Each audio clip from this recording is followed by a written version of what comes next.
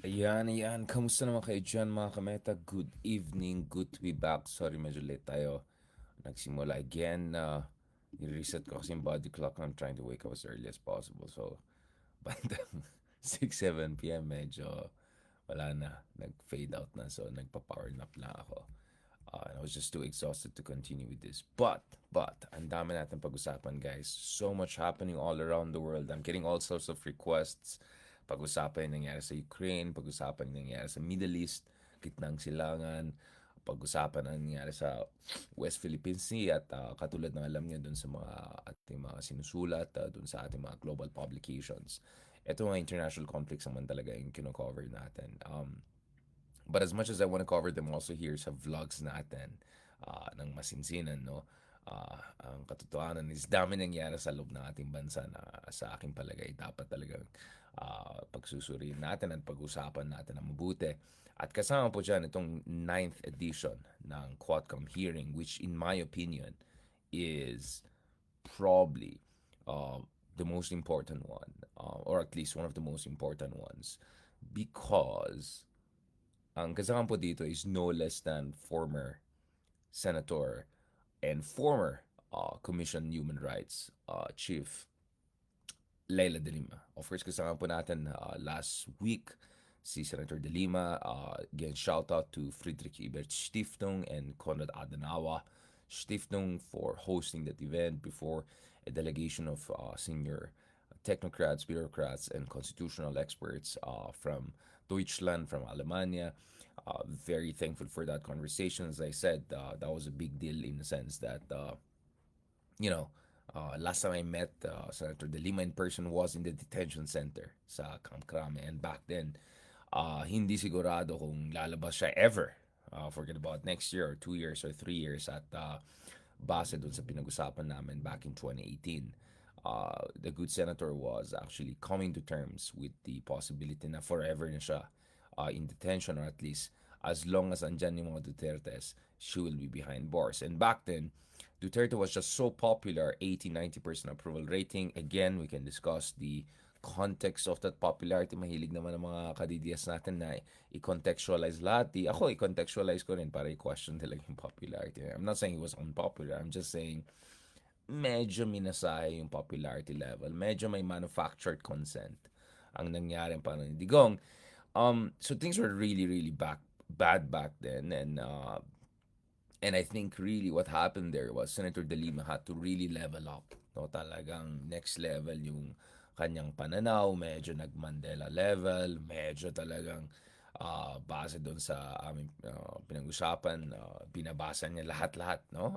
Kung ano nung mga libro para ma-inspire siya to hold it together. So that was very important. And of course, para sa akin, I think napansin ko yan kasi nauna sa akin yung mga ibang mga kaibigan natin from the progressive movement, from the Ateneo community, from the religious community, lahat ng mga bumibisita sa kanya. No? Kasi may allocated time lang for visitors because of the logistics. Papasok ka sa Kamkrame, you go through checking, you leave your materials, stuff with police. Very, very strict siya eh. But not too strict, in fairness naman. So from that to being together in a panel conversation, talking about democracy, talking about anong mga bagay na ginawa natin or pwede natin gawin para palakasin yung fondasyon ng ating demokrasya.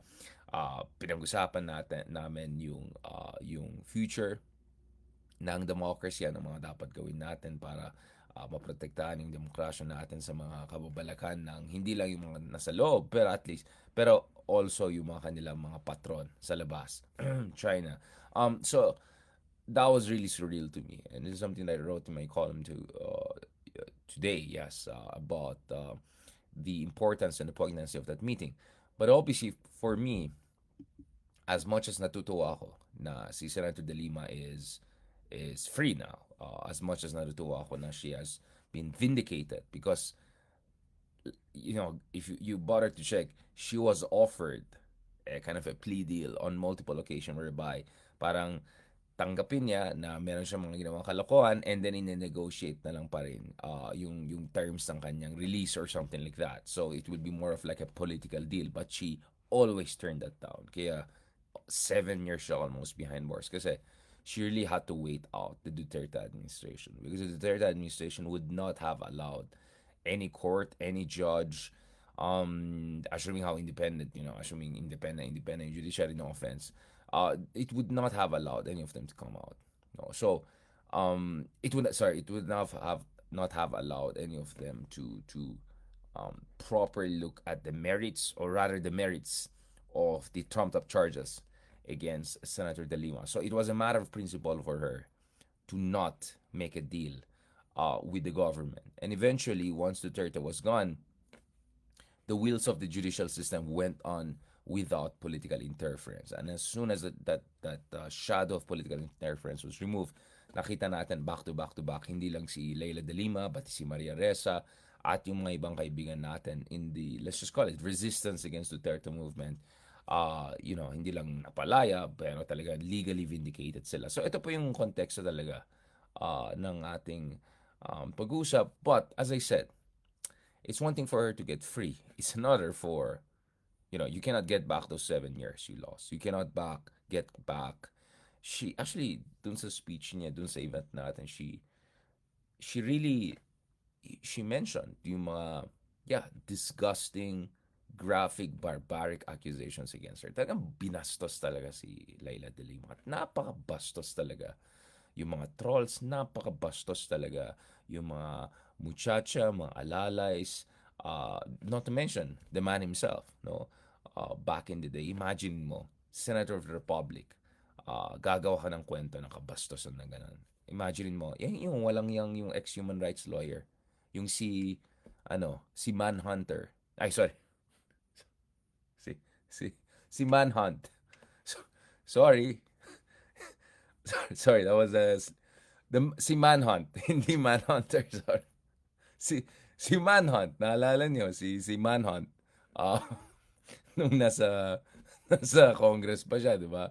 Uh, ano mga kabastusan ng ginawa nilang hearing uh, para lang durugin yung integridad, yung reputasyon ni Senator De Lima. So, ang daming mga walang hiyang tao ay sumakay doon sa kabalastog. Baka kung ano masasabi na madulas na naman tayo. No, ang dami mga sumakay na mga oportunista, mga enablers, and mga others dun sa mga talagang kababalakan, no? At kabastusan na ginawa kay Senator De Lima. So, you need justice for that. There has to be justice for that. Hindi pwede na sabihin natin, kalimutan natin na move on na tayo. Kaya sabi ko, tama naman si Bongo. Ito lang yung tama niya. Tama naman si Bongo nung sinabi niya na, bakit ngayon biglang galit na galit kayo sa war on drugs? Bakit ngayon biglang galit na galit kayo, Digong? Di ba nagpumapalakpakan din kayo noon? Well, tama si Bongo. So, marami dyan sa mga walang yan na pumapalakpak kay Digong dati, pumapalakpak sa kanyang war on drugs dati, natuwan-tuwa sa mga kababalakan na ginagawa ni Duterte dati. Yung iba dyan talagang kasama, no? Dun sa orchestrated, character assassination na ginawa kay Senator Leila de Lima. Grabe yung dinahanan niya. I think, to be honest, many people, probably most people, 90% of people would have completely broken down. And remember, nung time na nag-press conference si Senator Leila de Lima bago siya dalhin sa detention center, even si Senator Leila de Lima almost had a mental breakdown. Hindi naman mental breakdown, but I mean at least emotional breakdown. Diba? Nakita mo yung almost nagsishriek na siya. I remember very well kasi nakikinig ako. I mean, the episode was just so painful I couldn't watch it myself. Kasi nakikita ko talaga dinurog yung demokrasya natin. Binastos yung Senado natin. Binastos yung mga matataas na opisyal natin. At karamihan kababaihan, no? Yung ating Supreme Court Chief Justice, si Sereno, binastos din ni Digong. Binastos din Digong, I mean, at sometimes, even si Lenny, di ba? So, it was just too painful for me to watch those things. But I remember, may isang beses na nakaupo ako, tapos yung katabi ko na pinapanood niya, tapos walang hiya. Pinagtatawanan pa nila si Leila de Lima. Walang hiya. Wala man lang any sympathy. Wala man lang any consideration na baka lahat ng mga kabalastugan, lahat ng mga character assassination na ginagawa ito ay base sa fake news. At ako, for a fact, alam ko talaga fake news yan. At alam ko talagang black ops yan dahil meron tayong kaibigan. Alright? Meron tayong kaibigan sa PR industry, public relations industry. Legit na tao to. Sabi niya, may mga grupo na lumapit sa kanila. This is back in 2016 pa and all. At nag-offer ng million-million. And then, nagtanong daw sila, anong project pa to? Ayan, Black Ops kay Lea. Hindi po namin hawakan yan. Hindi namin hawakan yan. At eventually, may ibang company na na-take charge. So actually, if you look at the works by Professor Jonathan Ong, my good friend, yung Architects of Disinformation, marami sa mga kasama sa mga napaka marahas, napaka talagang demonyo level ng disinformation ay mga professionals, no, sa public relations world. Hindi lang yung mga walang yang mga patay gutom na trolls na nakikita natin, yung mga maingay, yung mga tinitroll. Hindi, actually maraming behind the scenes lang na talagang PR experts talaga. At kasama sila doon sa mga natap. Milyon-milyon ang binayaran sa kanila para durugin talaga yung reputation ni Senator Leila de Lima. So imagine, parang pinatay ka ng ilan beses. Binaboy ka, binastos ka. Kung ano-anong fake video pang ginawa. I mean, grabe. Imagine mo, Justice Secretary ka, Human Rights Commission Chief ka, imagine senador ka, imagine lumaban ka all of those days. Binild up mo yung credibilidad mo. By the way, Senator De Lima is also an election law expert. And then, igaganyan ka lang. Grabe. Just as also you watch, um, lumalala yung war on drugs, lumalala yung mga threats sa ating mga democratic institutions, lumalala yung kalagayan ng ating demokrasya, basic freedoms, and mga other things. No, Philippines was never perfect. Far from perfect. Sobrang problematic yung ating bansa. But imagine what Senator De Lima had to go through. And not long before that, this was 2014, right? Senator De Lima, or 2015, Senator De Lima had to also deal, remember yung kaso doon sa isang malaking simbahan? Na yung isa sa family member something nag-defect, and then nung in-investigate ni back then Justice Secretary De Lima, grabe nagprotesta yung mga taga-simbahan na yan, nag-traffic sa EDSA, etc. And then, I don't want to make too much out of it, pero birthday din ni back then Justice Secretary De Lima nun, and then parang hindi pa dumalaw si Pinoy. So, I've seen her throughout the years, how lonely it was for Senator De Lima to fight the good fight, and to stand for what she was supposed to stand for as a fiscalizer in the Senate, and as a Justice Secretary and Commission on Human Rights chief before that. No? So, imagine mo yung grabe yung kabastos ang dalang ginawa sa kanya. Grabe yung injustice na ginagawa sa kanya. No? At alam natin, si Manhunt ay isa sa mga pinakawalang yan na kasama dun sa etong mga string of attacks, personal attacks laban sa kanya. At later on, naging spokesman pa ni Berdug. Naging spokesman ni I mean, kaya nga sana naintindihan nyo bakit si Ronald Llamas ay napaka-brutal sa mga ganitong tao na to. Kasi ganito kasi guys mawawalan ka na talagang conviction sa buhay, especially sa politika, kung wala kang long memory. And having a long memory is not just retrieving information. It's also about really treasuring, or rather preserving yung emotion of the moment, no? Yung righteous anger. At every time binabalikan ko yung ginawa nila kay Senator De Lima, grabe talaga, lalong tumataas yung galit talaga natin sa kabastusan na ginawa hindi lang sa ating mga liderato, pero sa ating demokrasya ng panahon na yan. At kaya parati ko sinasabi, worst president ever talaga si Digong, by every count. And not to mention, pag-usapan din natin very shortly, I think what we saw during Digong's time was on a completely different order of magnitude, dahil hindi lang ito authoritarian populism. We saw a lot of antics. We saw authoritarian digressions and regressions panahon ni Arroyo, President Arroyo. Nakita natin yung populist and medyo authoritarian digressions and regressions nung panahon ni Erap. Hindi perfecto si Pinoy, hindi rin perfecto si Ramos, pero next level. And obviously dictator naman yung isa, but obviously next level yung kay Digong. And yes, Marcos Jr. coming back is not the best news we got. Obviously marami pang mga issues diyan na pwede natin pag-usapan. But dito, 'di ba guys? Dito talaga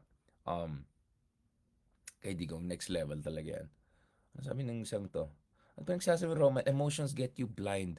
Bulag ka ba doon sa mga facts na nangyari kay Senator Delima? Bulag ka ba doon sa mga kalokohan na ginawa ni Digong? Alright, don't pull me down. Ang emotions na talaga nakakabulag ay mga fanatic. Lalo yung mga fanatic na walang hiya, hanggang ngayon, pinipilit pa rin nila yung alternative universe at yung mga disinformation at mga kabastusan na ginawa ng kanilang mga amo.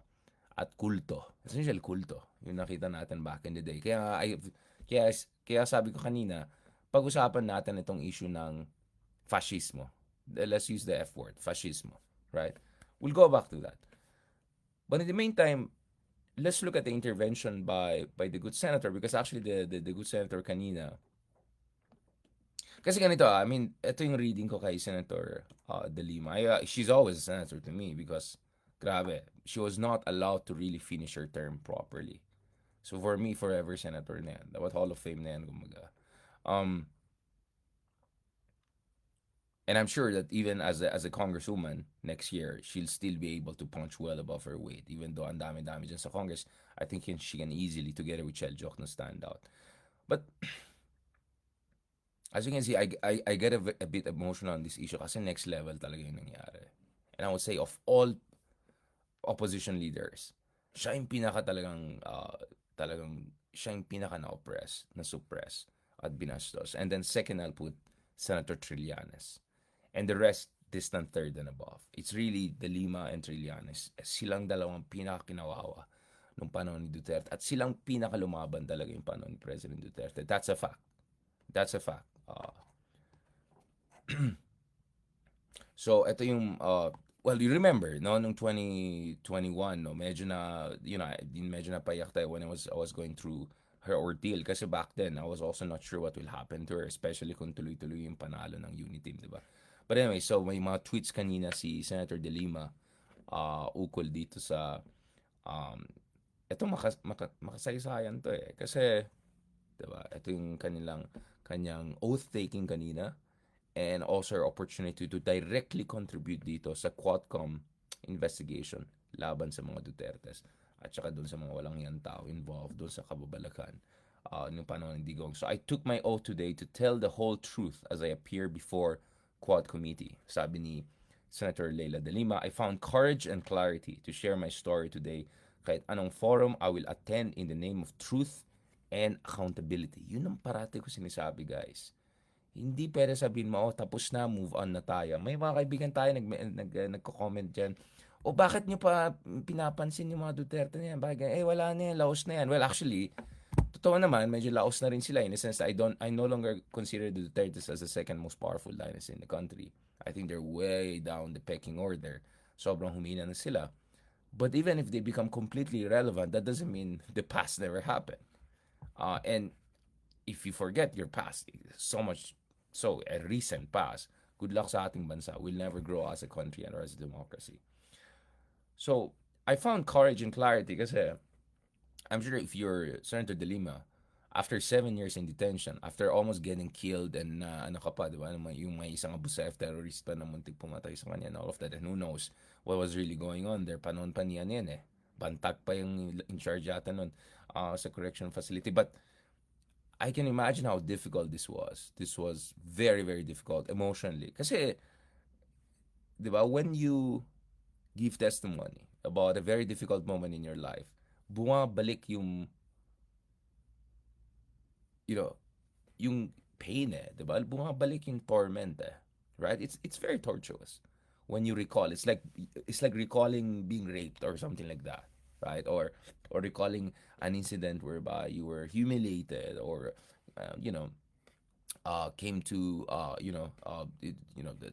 came face to face with death probably. So this is very difficult for her.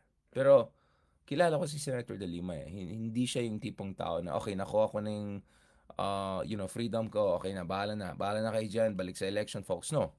So while she's running for office for mga mayan liberal, she's also fighting for justice for what happened in the past. And this is not only about herself. This is absolutely about, more than anything else, thousands, if not tens of thousands of Filipinos who do not have the platform, who do not have the voice, who come from the poorest of poor Filipinos, and they were just massacred right and left based on kung ano nung kalokohan na Trump up charges. So essentially what happened kay Senator Delima, I mean, I think what happened to Senator Delima was a classic case, the Chinese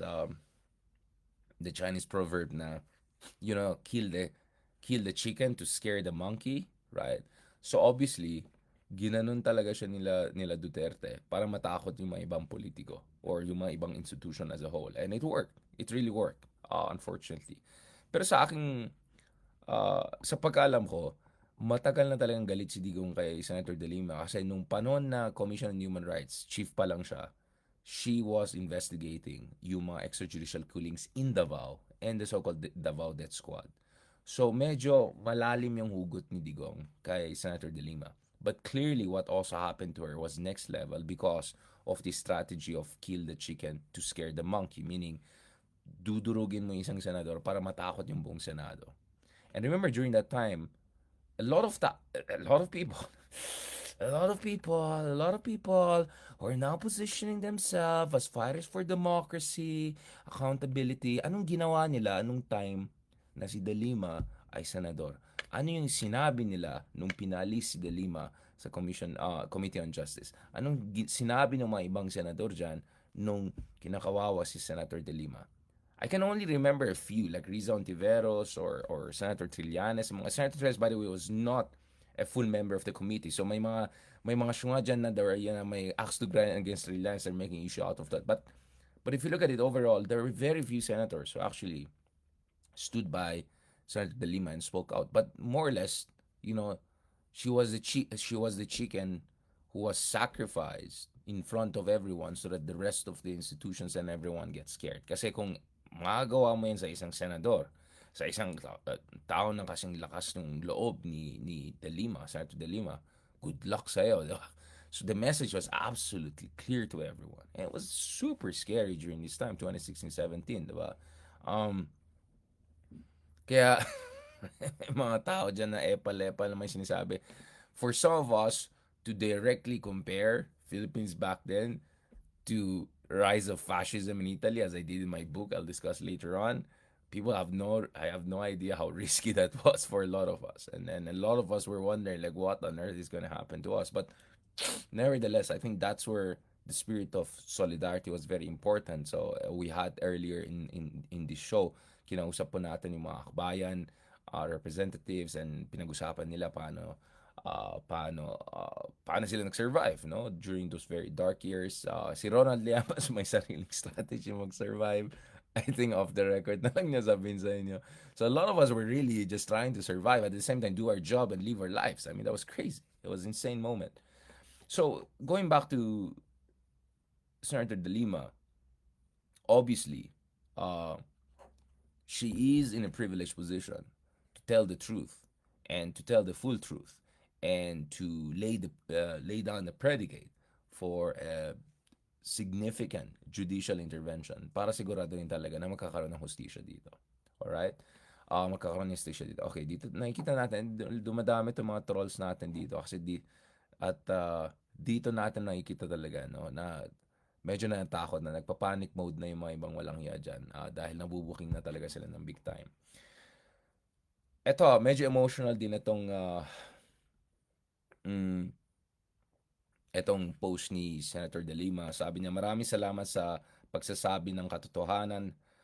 Para akong natanggalan ng tinik sa dibdib nung kinumpirma ni Espino. Nag-usap sila ni Kerwin Espinosa para isa lang ang kanilang testimonya laban sa akin. Ayan.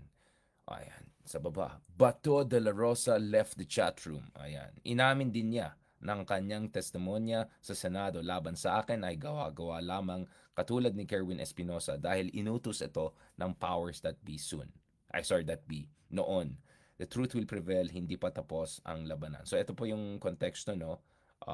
So remember, yung ginawa nila kay Senator De Lima is kumuha sila ng mga self-confessed drug lords or yung mga tao na who were threatened to be tagged as warlords, pinatay pa yung tatay ng isa para lang magsalita sila laban kay Senator De Lima. At ngayon, isa-isa na sila, hindi lang sila nag-withdraw ng kanilang testimonya, very questionable testimony laban kay Senator De Lima. Ngayon, openly, Andito sila sa Quadcom and mga others at nilalaglag nila ano yung operation na ginawa. No? At talagang na-operate ito ng dating administration para pahiyain sila. No? So, uh, mabilis lang. So, Espinosa, Espenido. Alright? Mahalaga tong dalawang letter E na to. And some would even say Espenido's testimonies are very important. Nag-run for... I want to clarify for the record the answers of Colonel Espenido. Colonel, were you the one who introduced Kerwin to Ronnie Dayan? Yes or no? No, Your Honor, Mr. Chair. Before the Senate investigation, have you personally known Senator Laila de Lima? Yes or no? Yes, how? Your Honor. Na siya naging head ng CHR, Commission on Human Rights. Rights, exact. Was assigned in Davao. Leyte. Right. Nagpunta pa nga si Ma'am sa Samar, kung natandaan niya, sa Samar. Pagkatapos, naging DOJ, Secretary, nag-run for senators, senator din senator din si Ma'am. In relation to her alleged involvement in drug operation, have you known Senator Delima before the Senate investigation? Yes or no? Sa drugs, hindi. Yes or no? No, Your Honor. Before the Senate Ang investigation, strict naman ni have Ma'am. you known Kerwin Espinosa? Had Yes you or known? no? Yes, Your Honor. How? That he is involved in illegal drugs together with his father. But in relation to the alleged transaction with Senator Laila de Lima, have you known Kerwin Espinosa before the Senate investigation? I don't know. Yes or no? No, Your Honor. Before that Senate investigation, Colonel Espinido, in relation to the alleged involvement of Senator De Lima, have you known Ronnie Dayan? No, Your Honor. There's also Set a up testimony lahat to. coming from Kerwin Espinosa that you and him were instructed to talk with each other to make sure that your testimonies against Senator De Lima, Coordinated talaga yan. it's consistent. Do you confirm this? Yes or no? I confirm, Your Honor. With your answers to my questions, Colonel Espinido, this afternoon, are you retracting all the testimonies that you gave against Senator De Lima during that Senate investigation? Yes, Your Honor. Thank you, Mr. Chair. So, Iran and so, Russia. so obviously we're seeing one after the other, no? Thanks dito sa Quadcom na yan. From Karma to Espinosa to Espenido, talagang lumalabas talagang baho ng dating administration. At itong mga tao na to at different levels, no? At different levels ay may involved dito talaga sa mga orchestrated attacks na ito, no?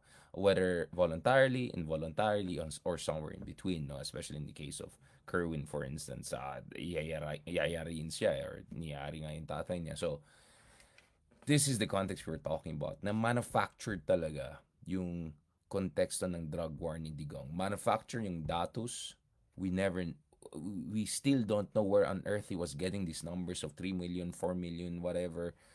Hindi natin alam saan galing yung narco list niya, sino mga people involved. Of course, ngayon medyo naubuking. Sila Leonardo, ganun dahil kay Garma. At dito nakikita din natin na habang meron kang war on drugs, meron ka ring war on critics. Right? Habang meron kang war on drugs, meron ka ring war on democracy, on media, on Senate, independent voices, all of these kinds of different individuals. Now, let's look at also the testimony by Senator Laila de Lima herself, because I think this was very important. As I said, she has privileged information not only as someone, or privileged perspective rather, as someone who was not only at the forefront of investigating yung extrajudicial killings from Davao years pa forward. And remember, the ICC case is potentially also going to cover the death squad operations in Davao nung mayor pa si Digong, 2005 onwards or something like that. But she's also someone who was directly affected by the drug war, because a big part of the drug war was silencing any independent voice, any independent audit. Kaya binaboy yung Rappler, inatak-atak nila si Maria Ressa, binaboy lahat ng mga independent voices, binastos talaga at nag-character assassination si Leila Delima. So, and very importantly, yung mga iba dyan, tumatakbo pang congressman ngayon, party list pa, yung mga ibang walang yang dyan na influencers, trolls, whatever you want to call them, they were also part of this deliberate and systematic manufacturing of consent. Paano? Exaggerating yung problema ng law and order. Now, obviously, walang nagsasabi ng Pilipinas ay Switzerland or Singapore, although yung mga kadavaw natin na kaibigan, minsan exaggerate sabihin nila, ang Davao po ay napaka-ganyan. Pero pag tinignan mo yung homicide rates at actual numbers actually among the worst. You know, I'm talking about the facts here, hindi yung propaganda. But going back to this, there was an element of manufactured consent. Talagang na-pump prime. Nagre-release sila sa ng images. Naalala mo yung nahuli si Mocha Uso na nag-spread ng fake news na may biktima daw ng krimen, ganun. Yung pala galing sa Brazil or ibang bansa. May na-rape daw na babae ng drug addict, ganun. This was what was happening. In fact, may mga nirelease pa silang picture. Yung pala nalaman natin mamaya, parang El Salvador, some Latin American country. So, yan na, kumukuha lang sila ng kung ano ng picture, kung ano ng istorya lang, is hindi kung purong istorya lang. So, that was manufactured consent. Absolutely, that was manufactured consent. And it was in that climate na ang taas yung popularity ni Digong because they created this notion of total emergency. Again, from 1 to 10, obviously Philippines 5, 6 bad when it comes to law and order, at least. No question about it. Pero yung ginawa nila was to create this manufactured consent, this disinformation ecosystem kung saan parang ang tingin mga Pilipinas is 20 out of 10 na sobrang mag-narco state na parang we are Guadalajara in 1990s or we are like I don't know, Medellin, like Medellin in 1980s or something like that.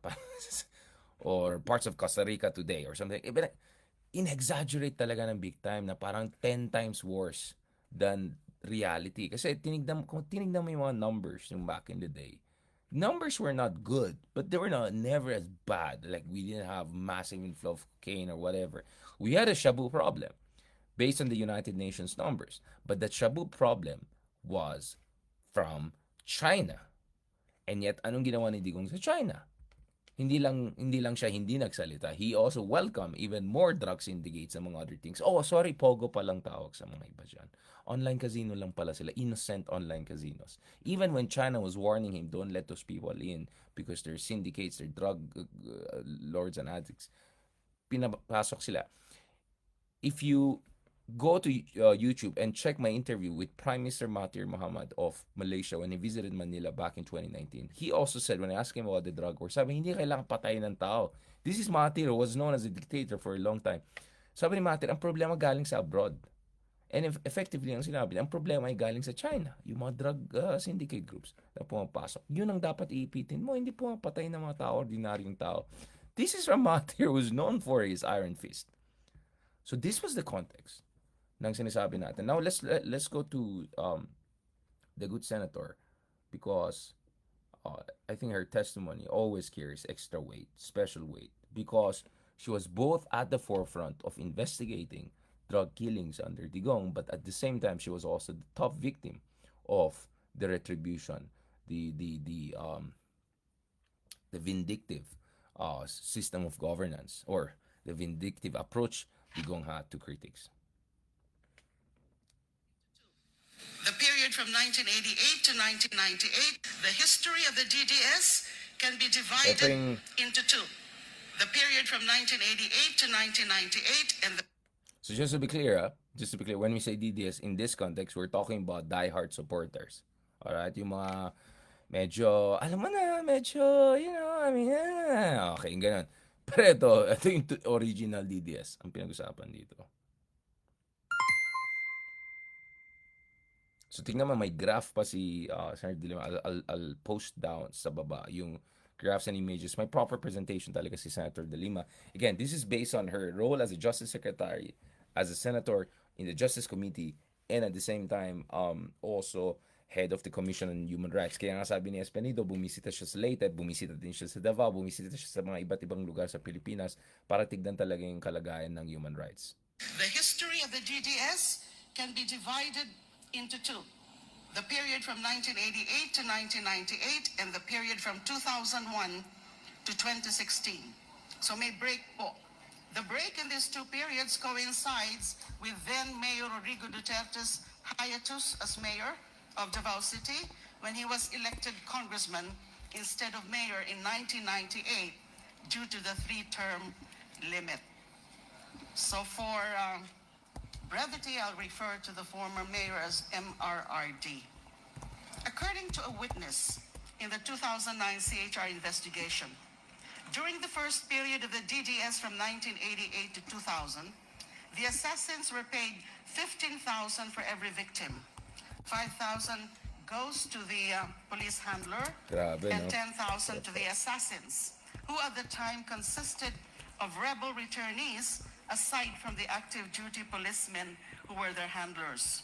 Their safe house was located inside the Napolcom compound in Barangay San Pedro, Davao.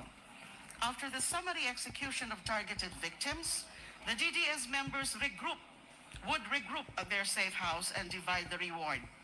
During that time, MRRD sometimes personally gave out the kill orders and the reward money directly to the assassins themselves. Upon the return of MRRD as mayor of Davao in 2001, the DDS was upgraded into the Heinous Crimes Investigation Section, or HCIS, located at the Almendras Gym compound. The HCIS was an official unit of the DCPO, or the Davao City Police Office. The HCIS consists of both active duty PNP and civilian abanteros, or hitmen. Most of the hitmen are rebel Abanteros. returnees. They are supervised by PNP handlers. Each handler supervises 3 members. The task of the PNP handler is to give orders to his members as well as be responsible for their protection. According to the CHR witness, he was given a regular monthly salary of 5,000. During this time, the reward given to a team for every victim was anywhere from 13,000 to 15,000. 3,000 to 5,000 goes to the PNP handler, 7,000 to 8,000 was shared among the rebel returnees, and 500 to 1,000 to civilian informants. The HCIS civilian personnel or rebel returnees directly received salaries as auxiliary service workers. So dito mo nakita The yung funds for their salaries triangulation, came no, from the office of of Garma. the mayor. Functions have also been specialized, with members being designated to do either office support or field work. A team of 1 PNP handler and 3 civilian abanteros was given an average of 3 targets every month. Grabe. May I now go also to the revelation of Arturo Las Cañas. Yun. Yung mga naging findings ho namin, although yung iba po doon, mga unofficial findings ng CHR investigation, were eventually confirmed by Edgar Matobato and Arturo Las Cañas when they went public at the Senate with their stories and executed affidavits in 2016 and 2017. Matobato executed an affidavit and was filed with the Ombudsman as a criminal complaint against Duterte and other DDS members. That criminal complaint is still pending sa Office of the Ombudsman. The most comprehensive account on the DDS from its founding in 1988 up to 2016 is the affidavit of Arturo Las Cañas, which was submitted to the ICC. This affidavit consists of 186 pages of gory details on the sociopathic behavior of Duterte as founder and leader of the DDS. Yung 186-page affidavit po yan, actually it was serialized in an investigative or feature story of Rappler in November 2021. Apparently, Rappler got hold of a copy of this affidavit and also the ICC's third agreement on limited use of information dated November 11, 2020. This instrument gave Las Cañas limited immunity as a witness in the ICC investigation on the Philippine War on Drugs. Noong 2024 naman po, Las Cañas reiterated the contents of his ICC affidavit Yun. in another serialized feature, this time published by Veria Files, entitled Conversations with Arturo Las Cañas. Right. Ito naman po ang sinasabi ni Las Cañas, that during the period 1988 to 1998, so I'm just talking here about the organization, kasi napakadami po ng mga sinabi niya sa kanyang comprehensive affidavit. So I'm focusing on the organization of DDS dahil nga ito yung naging model ng drug war. According to Las Cañas' ICC affidavit, during the period 1988 to 1998, when the DDS was constituted as the Anti-Crime Task Force of MRRD, DDS members were paid anywhere. MRRD, so mayor pa lang si Digong, eto na yung modus operandi, guys. So essentially, this is the Davao model na export, hindi yung, all of those, let's just say whitewash idea of, oh, we're like Singapore, we're like clean, we're nice. And in fairness to Davao, I think it's one of the, cleanest, nicest cities I've seen, at least in the country, no? But this is the Davao model that was exported. Grabe. So from Garma now to the original fiscalizer, we see really na malalim talagang ugat nito. And of course, again, if you've read Patricia's book, all of these individuals are discussed in great detail. From 10,000 to 20,000 for every May victim. bayad talaga. This was the reward for the ordinary victims. Pag mga matataas naman po, the so-called special project killings, they were rewarded anywhere from 100,000 to 1 million pesos, depending on the status of the target. Civilian hitmen called force multipliers were given 3,000 to 5,000 per victim as their share in this reward. The DDS logistics and finances came from the Peace and Order or Intel Fund of MRRD. This includes weekly gas allowance, monthly cash allowance, and Christmas cash gifts. Skip ko na muna po yung iba. Next slide, please. Las Cañas also confirmed the CHR findings on the organizational structure of the DDS under the HCIS, or Heinous Crimes Investigation Section, from 2001 to 2016. And this is as follows. MRRD, alias Superman, as the highest leader and mastermind of the DDS. SPO4 Superman, kay Samson Digong. Benaventura as the logistics, finance, and death clearance feature. Ito, ulitin natin. Importante. SPO3 Arturo Las Cañas So as dito mo overall sabi team yung... leader for operation. So dito makikita yung transplantation essentially from Davao to the national level, which tracks again with Garma's statements. This came from the Peace and Order or Intel Fund of MRRD. This includes weekly gas allowance, monthly cash Sarap allowance, buhay. and Christmas cash gifts. Bait talaga ni tatay. Skip ko na muna po yung iba. Next slide, please. Yan, tingnan niya. Las Cañas also confirmed the CHR findings on the organizational structure of the DDS under the HCIS, or Heinous Crimes Investigation Section, from 2001 to 2016. And this is as follows. MRRD, alias Superman, as the highest leader and mastermind Yun. of the DDS. Superman SPO4 Samson Benaventura as the logistics, finance, and death clearance feature or officer. SPO3 Arturo Las Cañas as overall team leader for operations and planning. SPO4 Bienvenido Laud as team handler and in charge of the Laud Quarry mass grave.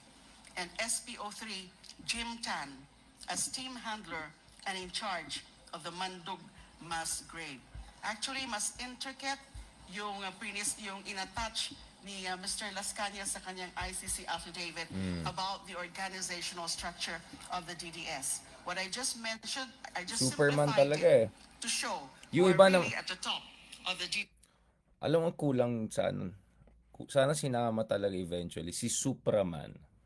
Para meron kang Superman, tapos andyan naman si Supraman, diba? Manhunter. Ay, sorry. DDS Manhunted. hierarchy. Most of the policemen handlers and their respective teams of Post ko civilian rin sa force baba. multipliers were under the command of Arturo Las Cañas as Grabe, diba? operations and planning leader of the DDS. So sinabi ko po na that must be the Davao model na binanggit ni Colonel Garma. Karma, exactly. So here you see a perfect corroboration, triangulation. No? What Garma, a complete insider, some would say former lover of Superman. Napaka maayos ng itsura ni Superman ganun. Tapos ito yung anyway, you know, I don't want to be judgy, but uh yeah, guys. I mean, this is how bad things were back in the day. You know, this is how scary things were. This were how bad things were.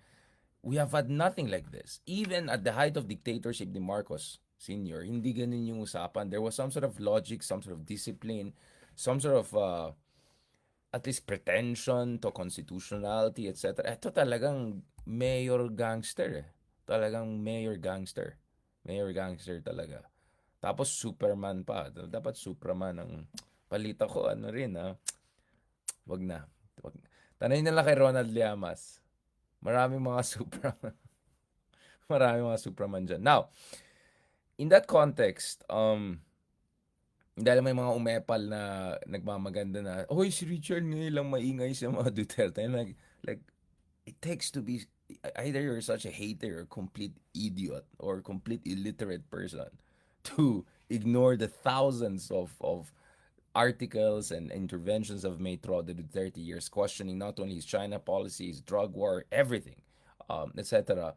But anyway, so there was this cloud chaser boomer who was trying to twist. Obviously, sinungaling tong tao to kasi hindi niya binasa yung book. And even if binasa niya, which I doubt, you know, nag-nitpick siya and all of that. I think binasa lang niya yung preview lang ng free on Amazon. Alam ko yung mga ganyan style kasi Ilocano ko. Kung ayoko bilhin, kukunin lang yan. But anyways, sabi ko, alam mo ba, actually, balikan ko yung libro na sinulat natin from 2016 to 2017. Obviously, for anyone who knows about publication, when you publish art journal articles or academic work, it takes 1 year for them to come out. So 2016-17 pa lang, I was writing about this and just as these horrible things were happening. And interestingly, page 2 pa lang, so if you read the book, page 2 pa lang, you will see dito sa yellow, page 1 and 2 pa lang, I was already mentioning the parallels with fascism in Italy almost 100 years earlier. Let me read from that so that people get some idea. And remember, I'm writing this in 2016 and 17 when these things are happening right and left, even to the most powerful people. So just think of the level of risk there was in this. Now, of course, it's an academic work. Who cares about it? But last time I checked, this has a triple digit, 150 Google Scholar citation, which last time I checked is more citation for that work alone than, you know, entire body of work of a lot of pseudo academics or whatever mediocre academics out there. Now, this is page 1 pa lang. Reflecting, so this is, I'm referring to an Italian thinker who was, of course, Italianos, my favorite people. No, Italian thinker who was imprisoned during Mussolini's time, and he had horrible time there. And while he was in prison, sinulat niya yung prison notebooks, which until now serves as one of the most useful and poignant and illuminating materials on how democracies collapse and democracies bring fascism on the back of demagoguery. Reflecting on his country's transmogrification in the opening decades of the 20th century, the Italian Marxist thinker Antonio Gramsci lamented how the old order is dying and the new cannot be born, warning how in this interregnum a great variety of morbid symptoms begin to appear. So in short, the old order in Italy, whereby politics was swinging between center right and center left, was completely disintegrating. And something new and something scary was coming about. And guess what? That's exactly how I felt about what was happening in the Philippines from 2016 to 2017. Like, what on earth is happening in the Philippines? People are cheering on mass murder. People are cheering on things, character assassination of Leila Delima, people are okay with this. People are happy with this. So the shock that Antonio Gramsci was feeling about the disintegration of the last vestiges of democracy or sanity in Italy, I was also feeling it. Kaya ang page 1 and 2 pa lang yan. With the liberal bourgeoisie discredited, socialists and fascists fought for the soul of the Iberian nation throughout the first half of the century. As Gramsci observed in his home country of Italy, incurable structural contradictions have revealed themselves, and that despite this, the political forces which are struggling to conserve and defend the existing structure as the establishment elite hopelessly makes every effort to cure them. In short, he was talking about their own version of, sorry for saying it, Dilawan, how the old liberal elite in Italy was trying so hard to regain the confidence of people, to say, hey, let's do this democracy. Hey, I know it's imperfect, but believe in us. They just lost their grip on popular imagination, and the people at this point in time were to be were essentially led to believe that they needed radical change, tunay na pagbabago, change is coming kind of situation. Again, you can see a lot of parallels still. I mean, it takes a lot of essentially idiocy not to see why would I start the first second pages of my book by talking about the emergence of fascism in Italy. The upshot was a political deadlock which paved the way for the rise of the most pernicious perversion of populism. So this is where I talked about the overlap between populism and fascism, that the worst form of populism, when you push it all the way to the right, it ends up and culminates in fascism.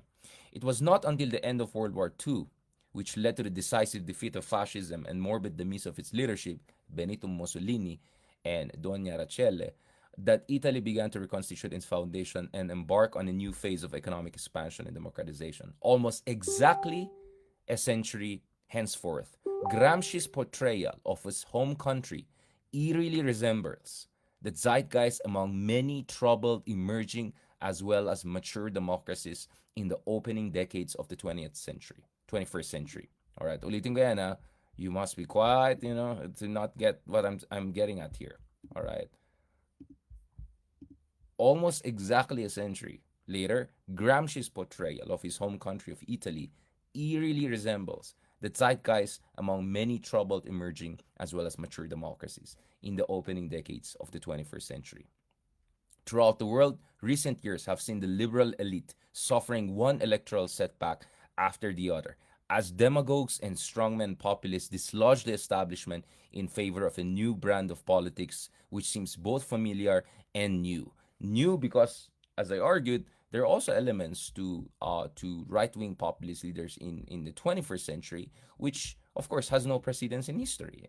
Kasama po dyan is yung networks of disinformation, postmodern way of doing things, no attention whatsoever to structures of constitutional order, not even a pretension to what the Mussolinis of this world were trying to put out. I mean, like talagang bara-bara style, right? Again, this was done in a climate of hyper disinformation enabled by your not only architects of disinformation, but also by your algorithm driven and bot manipulated social media platform. So again, this is just page 1 and 2 and absolutely clear what I was getting at. In fact, later on I'll talk about Hannah Arendt. Later on I'll talk about Karl Polanyi, a lot of people who were reflecting on the horrific disintegration of European and mature democracies into a state of fascism and barbarism almost exactly 100 years ago. But one thing is important here. So, people like Dr. Walden Bello openly said that Duterte is a fascist original. Randy David came a little bit more indirectly, used the term Dutertismo, which kind of sounds like generalismo. And generalismo, from Chiang Kai-shek to Mussolini, has essentially intonations of fascismo. My take on this was slightly different. Um, my take on this drew on this fantastic work by the great Italian. Again, Italians are my friend. I mean, I'll tell you what. One of the persons that convinced me Trump will win in 2016 was my Italian friend, si Giacomo. So back in 2015, I was at the European Parliament, and we were discussing prospects for bilateral relations. Sorry, 2016, before elections, like 3-4 months before. And I was in the European Parliament. I met my friend. We went to there's There's a square outside the European Parliament. Umupo kami, beautiful day, beautiful. And then I and Giacomo were talking about, and he really convinced me Trump is gonna win next. Tinanong ko siya again this time. He's 50-50, and I'm also 50-50. I think there's a good chance that Trump can win again, but I don't want to get into that because marami nang galit sa akin ng mga Democrat friends and all of that. Okay.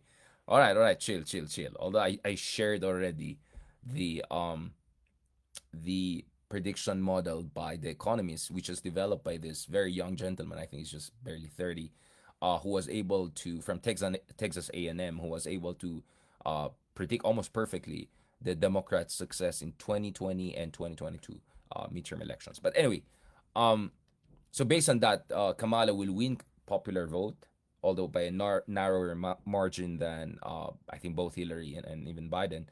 But the electoral college is going to be 260 plus versus 270 plus. Very close, but Trump could still pull it off. But anyway, I'm not going to get into that. We'll have a different discussion on that. But I want to get back to this issue of fascism. My framework was Umberto Eco.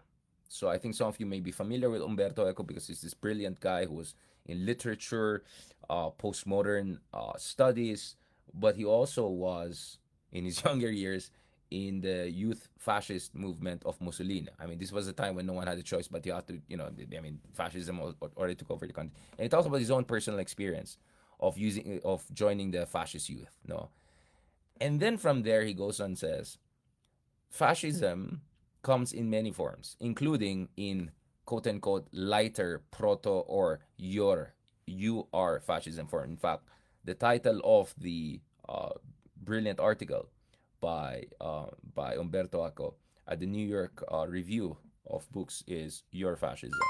And here he talks about essentially, I don't want to use the word baby fascism or less, let's just call them less notorious forms of fascism, including in General Franco in España and all sorts of different caudillos all around Latin America and beyond. And essentially in this article by Umberto Eco, he looks at a dozen criteria. So meron siyang criteria ng paano mo masabi kung isang leader ay fascist or hindi, or at least fascist light. I mean, fascist light sounds paradoxical. I mean, it sounds, it's obviously, not only paradoxically oxymoronic, but nevertheless, it's like there are like levels to fascism. There's like this scary level, you go Mussolini Second World War level, and then there's like lighter versions, if you can put it that way. So this is his framework, and he'll say you can say a leader is fascist if, among other things, so nagbigay siya ng criteria, ito yung isang tao na ayaw sa democratic discourse.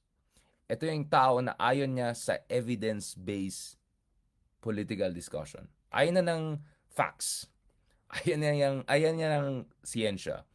Ayaw niya ng enlightenment values of pluralistic, democratic, reason debate.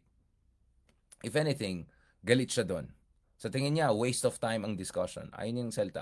Waste of time ang democratic discussions. Waste of time yung hearings sa Senate. Waste of time na titignan mo yung datos kung totoo or hindi. More importantly, one of the criteria that I saw there was, I think this is how I put it, but I'm not sure if Umberto Eco also said it the same way, the cult of action.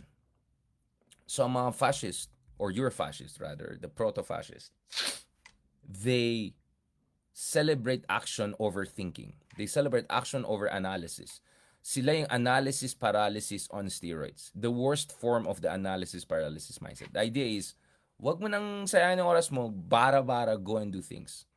And in a way, it's a cult. Because tuwan-tuwa yung mga followers nila dun sa leader nila because he's at least doing something. And guess what? I noticed when I talk to a lot of marami akong kinausap ng ating mga kababayan back in the day. Sabi ko, hindi ba obvious na yung mga big time talaga, na super big time, si Peter, hindi naman nahuhuli. Tapos marami naman na namamatay, hindi naman sigurado na talaga drug dealer ganun. Tapos small time pa naman yung iba. And by the way, extrajudicial killing is still wrong, regardless. Sabi ng iba, at least yung mama, hindi naman perfect. At least may ginagawa. So that's a your fascist mindset. This idea, just do something about it and that's good enough. Now, obviously you can see the implications of this article because There is another fantastic piece on New York Times that came out in 2017 that said Donald Trump may not be a fascist, may not even be a Eurofascist, but he's more like Berlusconi, Silvio Berlusconi, right? This kind of a comical, semi-authoritarian, kind of leader who nevertheless corrupts the systems and brings it down. But there's still people who say that that's version one of Trump. If Trump comes back, you're gonna see at the very least this your fascism version, right? Because again, go and read that book on New York Review of Books. It's arguably the best one I've seen, because I've seen a lot of works on fascism by different scholars saying, fascism, part of that is about imperial expansionism, ganun. Pero sabi ko, paano kung yung ganitong leader ay lumabas sa isang bansa na katulad ng Pilipinas na sabihin natin hindi naman expansionary, wala naman tayong military na suguri na bang bansa. But if you look at Michael Mann, among other things, one element of fascism is also having militias, reliance on parastatal forces. And that's where the importance of the Davao Death Squad and all comes in, right? That's the leash they have on public. That's how they scare you. On surface, the institutions are still intact. There's still a Congress running. There's still military. But they turn police or parts of the police, or they bring in their own militia forces that act essentially as brown shirts, as we saw in the case of Mussolini's Italy. So, bakit ko sinasabi yan? Bakit ko sinasabi yan? Aside from the fact that it just proves na complete idiot yung ibang tao are saying na, we were playing safe and whatever. It's like, can you imagine comparing the Philippines to, or invoking fascist Italy 100 years ago in an opening book about Duterte? Now, you tell me in what cloud chaser boomer world that's not. But that's not the point. My point is malaking implication ito sa atin. Because parati ko naririnig dun sa ating mga kababayan, especially mga kaibigan natin na kakamping, kaibigan natin sa opposition, na parehas lang si BBM at saka mga Dutertes. I beg to disagree. Because, and I think good friends, legit historian friends, my UC Berkeley professor friends, si Lele Cloud, among others, would say, for everything you can say against BBM, laking skandalo sa Maharlika Fund, laking skandalo sa PhilHealth Fund, ang dami mga kababalakan ng kapalpakan, no? Ang dami mga issues about revisionism, historical distortionism, attempts to retrieve yung mga ill-gotten wealth. Yes, yung paway, we can talk about that. No problem. But at the end of the day, BBM, so far, because things could change again, kaya sabi ko kailangan opposition, kaya nga sabi ko dun sa iba huwag kayong maghanash kung di nyo naintindihan yung sinasabi namin. At huwag kayong maghanash kung wala kayong big picture analysis. Because people like me, it's our job to look at all the moving parts. Kung ito lang nakikita mo, tas may nasabi ako na hindi tugma dun sa puso mo, tas atakin mo ako, you're never gonna improve. You're never gonna see the big picture. Because there are all of these moving parts. It's a Rubik's Cube. There are all of these moving parts. So kaya nga sabi, kaya nga malakas dapat ng opposition, blah, blah, blah, blah, kasi next year, you don't know. But so far, BBM is operating within the framework of our, yes, very problematic and frail, but nevertheless the constitutional democracy. Kasi trapoismo, pero sa loob pa rin ng itong coordinates. Duterte is totally outside. Totally outside. And my contention is, if not for the Philippine military, tapos ng usapan 2017 pa lang. I'll tell you what, if Secretary Lorenzana and General Anya back then, who later on became the LG Secretary and now who is the National Security Advisor, if pumayag sila nung 2017 dun sa proposal ni Digong na magkaroon ng nationwide martial law, tapos ng usapan, guys. Si Sara na ang reyna natin ngayon. Yeah. Si Sara na ang reyna natin ngayon. Yeah. Those eyes, Chico. They don't lie. So, ang laki ng utang. Again, sorry again, I'm here. I know may mga kaibigan tayo na sasabihin nila, sabi niya, military, napakasama, ganyan. Tapos ito pa yung mga enablers ni Duterte. But whatever. But I'm telling you, my friends, for everything we did in media, civil society, if not for the Armed Forces of the Philippines holding the line, tapos ng usapan 2017 pa lang. Ubus na. Walang kwenta yung mga legislators that were not doing their jobs. The Supreme Court was completely besieged and all of that. I mean, no offense. Wala talaga. Kayang-kaya nila durugin yung lahat. So the military was the last one that held the line. They really held the line. They were the last one. I'll tell you what. I'll tell you what. That's an important piece of information that it doesn't come up in in this usual dilawan discourse conversation, whatever, which is unfortunately a very low level of political analysis. It's more about emotion. To again, I have to tell this because napapansin ko hanggang ngayon, stuck in echo chambers pa rin ibang tao. Hindi sila nag-iisip ng big picture. And then when people like me come out and talk and say something really actually of value, ganun, atakin pa kami. Diba? I remember yung mga sinabi ko na naman kay Sarah, ganun. Tignan mo nangyari kay Marcoleta. And again, isipin nyo, ang market ay hindi kakamping. Obviously, never makakamping, I believe kay dito. Ang market dito is the median voter outside there. Again, you wouldn't understand it if you're not listening to proper political analysis. But anyway, what was I about to say? Saan ba tayo? Tuloy, wala yung train of thought natin. No. So, what I'm saying is a complete different kind of threat ang mga Dutertes. So, you have to distinguish that. So, yes, it's neither nor, but may malaking diferensya nung Team Kadiliman versus Team K1 versus K2. They're not necessarily at the same level. So, it's in this context, guys, na sinasabi ko talaga na sobrang mahalaga na magkaroon tayo ng pag-uusap na hindi base sa emotions and fanaticism and all of that. Pag-uusap na based on hard facts and hard choices and big picture analysis. And I've promised you guys this. I've been doing this since day one. I've been doing this in my books, in my journal articles, in my works. Few people in this country read me, but at least out abroad, enough people reading me, whatever. But all of this is to sharpen my analysis. All of this is to help us have a proper moral, ethical, and at the same time political framework on how we should move forward as a country. So, yun lang sinasabi ko lang, guys. Wala naman tayong sinasabi. Yun lang naman sinasabi natin. Yeah. Si Chico, sorry. Let's end on a more, less morbid note. Hindi talaga ako makamove on.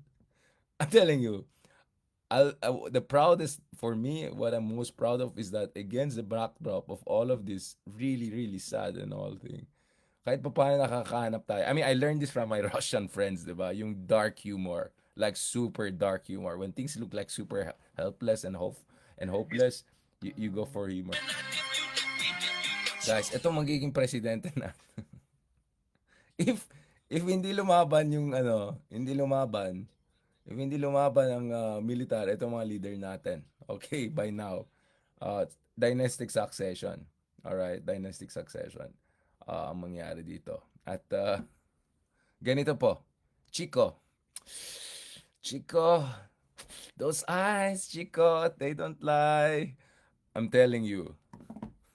Kaya, sabi ko in a half sarcastic way, kahit di mo binoto si BBM, kahit dami mo issue, medyo mag-hashtag protect BBM ka na ngayon dahil, yep, that's the alternative, Chico. Alright. Muy bien.